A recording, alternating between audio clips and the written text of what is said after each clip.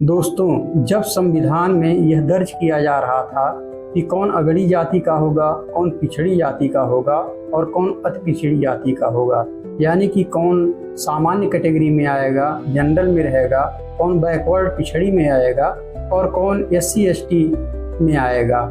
ऐसे समय में जो आधार बनाया गया था अगड़ी और पिछड़ी का, वो आधार ये था कि जो आर्थिक रूप से मजबूत थे उन्हें जनरल में रखा गया, वो सामान्य जाति में आने लगे, और जो आर्थिक रूप से थोड़ा कमज़ोर थे उन्हें बैकवर्ड में रखा गया, और जो ज़्यादा कमज़ोर थे उन्हें SC और ST में रखा गया। यानी कि जो संविधान में जातियों का बंटवारा किया गया है, कैटेगरी का बंटवारा किया गया है, वो अर्थ को प्रधान रख के किया गया है कि जिसके पास ज़्यादा धन है वो ऊंच जाति का होगा, जिसके पास थोड़ा कम है वो मिडिल में आ गया, और जिसके पास ज़्यादा कम है वो सब छोटी जातियां हो गई।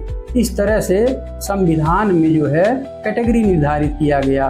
तो मुझे एक चीज़ ये बताइए कि जो ये कैटेगरी निर्धारित किया गया अर्थ को प्रधान रख के, पूंजी को प्रधान रख के, जब से जो है संविधान में ये दर्ज किया गया तब से जातियां एक ही कैटेगरी में हैं। हमें ये नहीं समझ में आता है कि अगर OBC का कोई जाति बहुत विकास कर ले रही है तो उसका प्रमोशन क्यों नहीं हो रहा है।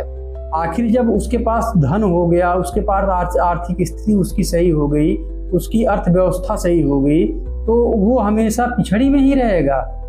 अगर दलित जाति का विकास हो जाए तो क्या वो जिंदगी भर दलित में ही रहेंगे?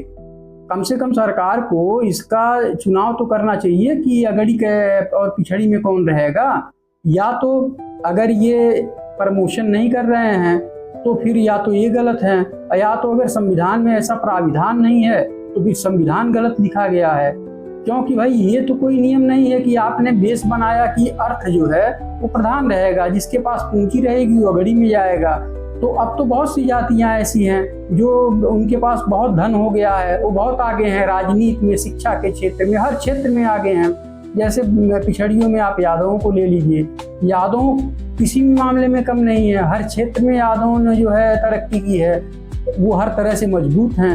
तो कम से कम एक आध जाति को आप यादवों को जनरल कैटेगरी में शिफ्ट करें, कम से कम जो है उनका प्रमोशन करें, उन्हें भी अच्छा लगेगा, समाज को भी ये एहसास होगा कि हाँ चीज का काम अच्छा हो रहा है। और अगर आप वही पकड़ के बैठे रह रहे हैं कि नहीं संविधान में जो लिख दिया गया वही है, तो ये फिर या तो संविधान में गलत लिख दिया गया है और या तो आप लोग गलत कर रहे हैं। दो में से एक चीज हो रहा है।